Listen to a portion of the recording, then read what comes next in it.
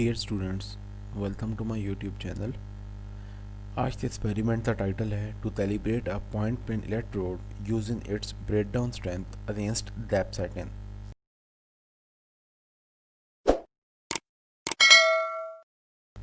आज के एक्सपेरिमेंट की जो थीम है हमारी, उसमें बेसिकली हमने एयर की आयोनाइजेशन स्ट्रेंथ को चेक करना है। और उसमें जो हमारे पास इलेक्ट्रोड्स होंगे तो एक पॉइंट होता, दूसरा प्लेन होता। अब यहाँ पे जो पॉइंट इलेक्ट्रोड है वो हमारा हाई वोल्टेज साइड के साथ कनेक्टेड होता, और जो प्लेन इलेक्ट्रोड है वो लो वोल्टेज साइड के साथ कनेक्टेड होता या ग्राउंड के साथ कनेक्टेड होता। अब इसमें जो पॉइंट इलेक्ट्रोड है बेसिकली वो सेंडिंग एंड है, और प्लेन इलेक्ट्रोड जो है वो हमारे पास रिसीविंग एंड है।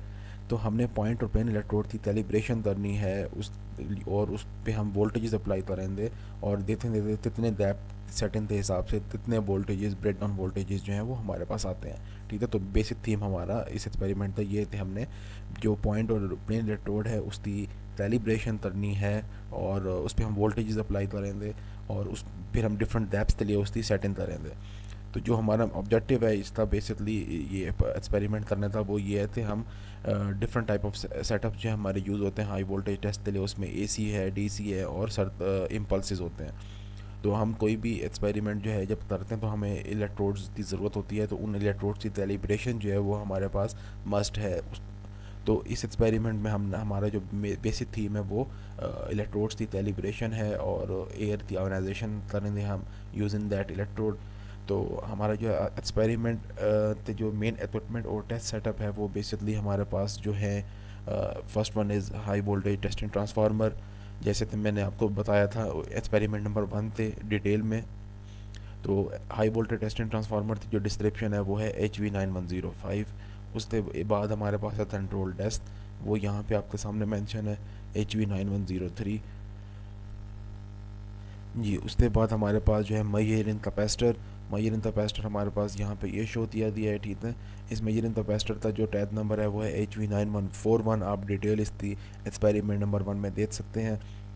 तो नेक्स्ट जो है हमारे पास HV9108, it is again R series resistor, और you can use a connecting rod in place of series resistor. ठीक, next one is HV9109, it is a aluminium tap जो एज अ कनेक्शन यूज़ होता है। और next one हमारे पास है HV9123। अभी जो इससे पहले एक्सपेरिमेंट नंबर 2 में हमने देखा था HV9103, उसमें स्फेयर टैप्स थे, ठीक है, स्फेयर्स यूज़ हो रहे थे।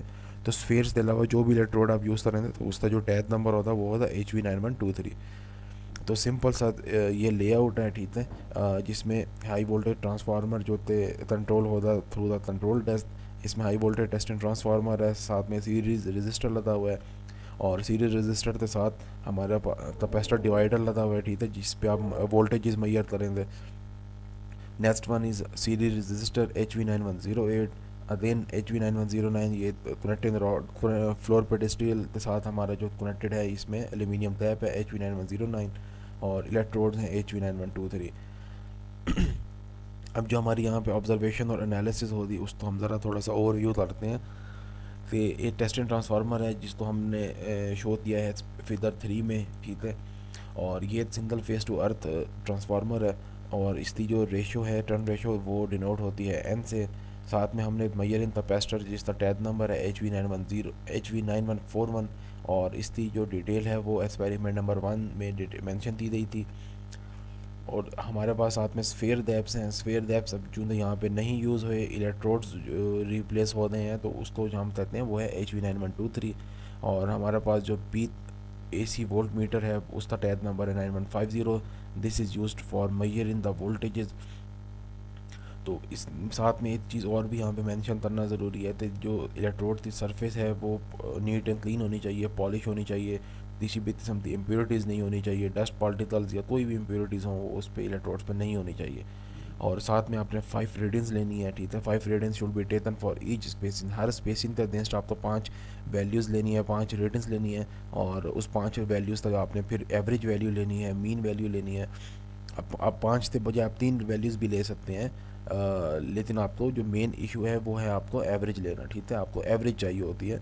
आप एक ही वैल्यू पे, एक ही इस रीडिंग पे आप रिलाई नहीं कर सकते, वैल्यूज़ में कम और ज़्यादा भी हो सकती हैं वैल्यूज़। तो आपको इसी तरह मल्टीपल वैल्यूज़ 3 to 5 वैल्यूज़ आपने लेनी है, और आपने फिर उसके बाद एंड में अरिथमेटिक मीन लेना है।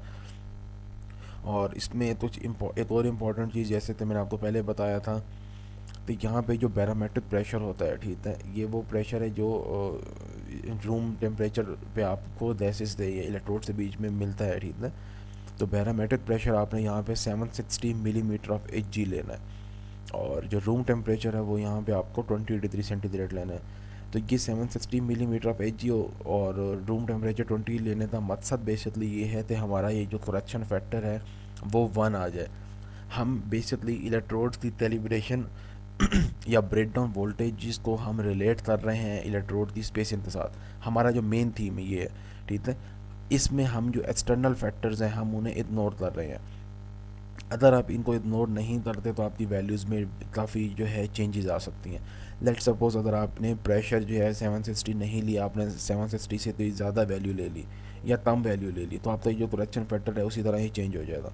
सेम इज़ अतेस अगर आपने टेम्परेचर जो है वो 20 डिग्री से आपने कम लेते हैं, तो यहाँ पे जो करेक्शन फैक्टर है वो 1 से ज़्यादा हो जाएगा, और उसी तरह जो है ब्रेकडाउन वैल्यू भी जो आप तो मैयर होती उससे आपको ज़्यादा लेनी पड़ेगी।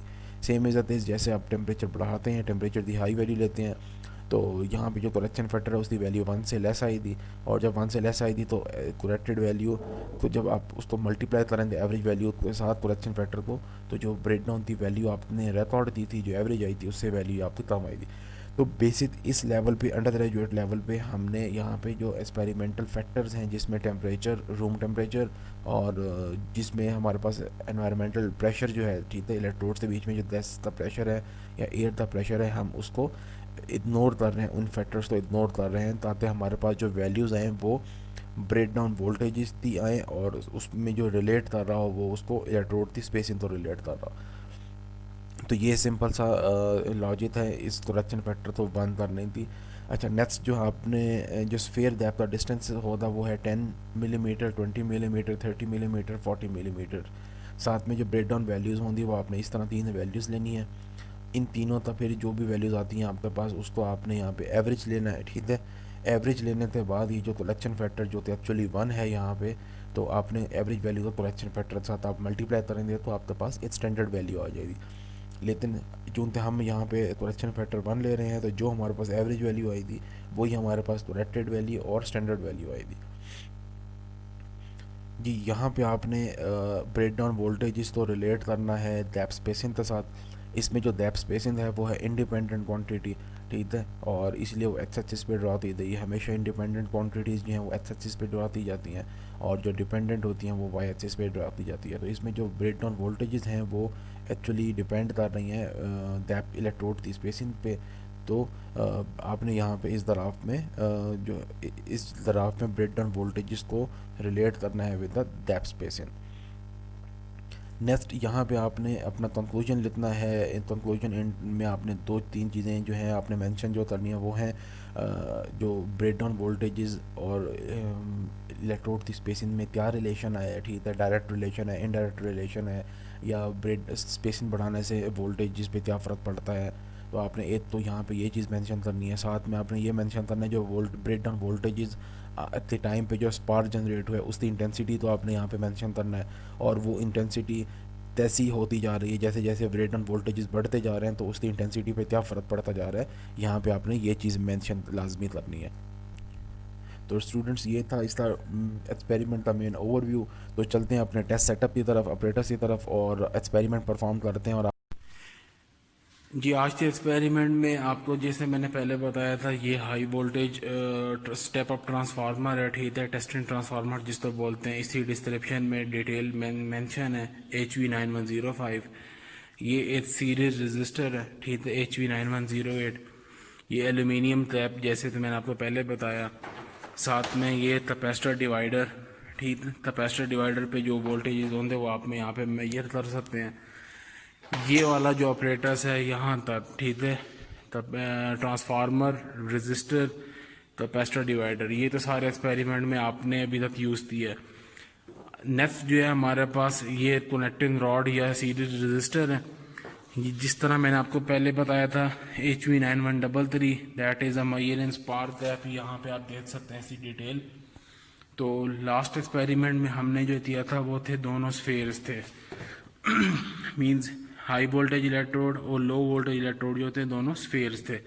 आज के एक्सपेरिमेंट में हमारा जो चेंज हुआ है वो है हाई वोल्टेज इलेक्ट्रोड पे एक पॉइंट लगा हुआ है, ठीक है, ये आप देख सकते हैं in the form of point है, नीडल है। और जो लो वोल्टेज इलेक्ट्रोड है ये जो ग्राउंड की तरफ है उसमें प्लेन है। तो रिसीविंग एंड या लो वोल्टेज इलेक्ट्रोड का जो सरफेस एरिया है वो है ज़्यादा, और जो सेंडिंग एंड पे वो है या हाई वोल्टेज इलेक्ट्रोड है उसका जो सरफेस एरिया है वो कम है, ठीक है। तो ये बेसिकली आज का एक्सपेरिमेंट है। अब हम कंट्रोल टेस्ट की तरफ चलते हैं और वहाँ पे आप इस पे वोल्टेज सप्लाई करते हैं और देखते हैं ब्रेक डाउन तो क्या फिनोमिना होता है और स्पार्क की क्या डिटेल आती है।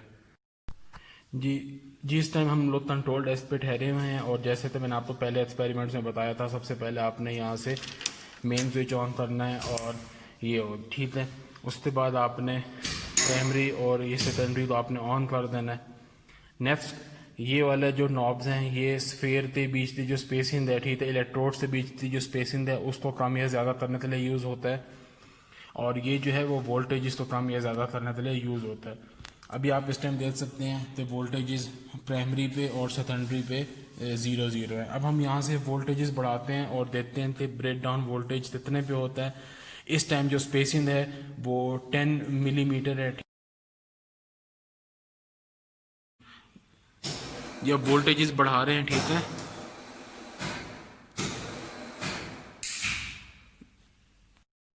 जी, इस इमेज में आप स्पार्क की इंटेंसिटी देख सकते हैं, स्पार्क का कलर देख सकते हैं जो थे जनरेट हुई है at the time of break down.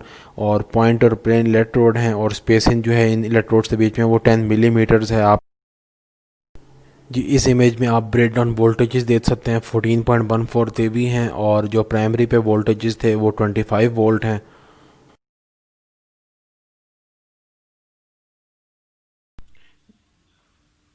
जी, इस टाइम जो इलेक्ट्रोड से बीच की स्पेसिंग है वो है 20 मिलीमीटर। और अगेन हम यहाँ पे वोल्टेजेस इंक्रीज करते हैं, ठीक है। सबसे पहले हमने प्राइमरी ऑन की, सेकेंडरी ऑन की। अब हम यहाँ से वोल्टेजेस बढ़ाएंगे और देखते हैं कि ब्रेक डाउन किस पॉइंट पे होता है और क्या इंटेंसिटी है स्पार्क की। ये देखते हैं हम वोल्टेजेस बढ़ा रहे हैं यहाँ पे।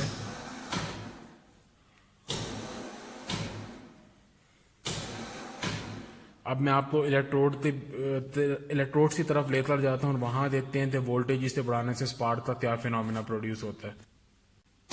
ये वोल्टेज अब हम वोल्टेज इंक्रीज कर रहे हैं, देखते हैं क्या फिनोमिना होता है। या अब आप इस टाइम सुन सकते हैं जो स्पार्किंग प्रोड्यूस हो रही है। जी, इस इमेज में आप ब्रेक डाउन वोल्टेजेस देख सकते हैं 19.09 केवी हैं और इसके अगेंस्ट जो प्राइमरी पे वोल्टेजेस थे वो 38 वोल्ट्स हैं। जी, इस टाइम इलेक्ट्रोड्स की जो स्पेसिंग है वो 30 मिलीमीटर है, जैसे कि मैंने आपको दिखाया। और अब हम इस टाइम कंट्रोल डेस्क पे है, अगेन वही सारा प्रोसीजर चलेगा, ठीक है। प्राइमरी ऑन, सेकेंडरी ऑन, और इस वाले नॉब से हमने वोल्टेजेस बढ़ाने हैं, ठीक है। ये आप देख सकते हैं यहाँ पे वोल्टेजेस बढ़ रहे हैं। अब मैं आपको इलेक्ट्रोड्स के बीच का जो फिनोमेना है वो दिखाता हूँ। चल जी, वोल्टेजेस बढ़ा रहे हैं हम।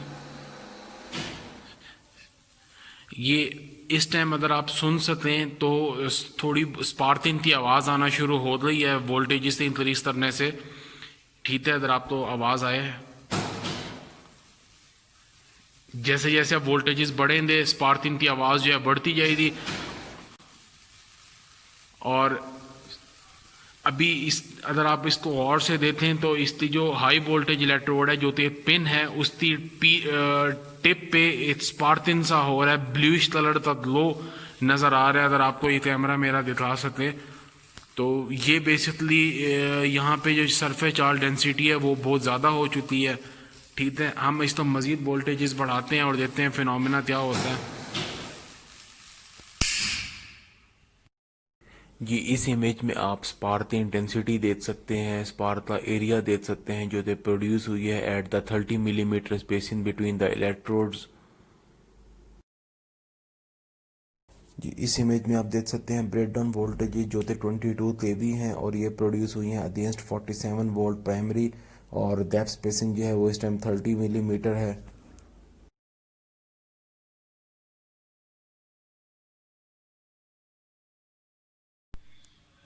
जी इस टाइम इलेक्ट्रोड्स के बीच की स्पेसिंग जो है वो है 40 मिलीमीटर, जैसे तो मैंने आपको अभी दिखाया है। और अब हम इस पे वही सारा फिनोमेना करते हैं, वोल्टेजेस बढ़ाते हैं। सबसे पहले हमने प्राइमरी ऑन किया, सेकेंडरी ऑन की।